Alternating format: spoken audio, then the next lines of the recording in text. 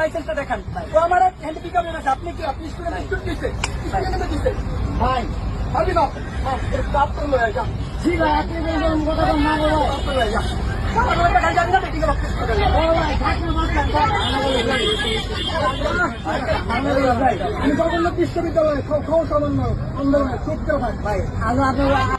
সমন্বয়ক পরিচয় দিয়ে বাসের হেলপার মারধরের একটি ভিডিও ছড়িয়েছে সামাজিক যোগাযোগ মাধ্যমে, আর তা নিয়ে চলছে আলোচনা সমালোচনা। রাজধানীর নতুন বাজার থেকে বাথুলিগামী একটি বাসে ঘটে এই ঘটনা। বাসের হেলপারকে শারীরিকভাবে লাঞ্ছিত করার এক পর্যায়ে আক্রমণাত্মক সেই যুবক নিজেকে পরিচয় দেয় জগন্নাথ বিশ্ববিদ্যালয়ের ছাত্র আন্দোলনের সহ সমন্বয়ক হিসেবে।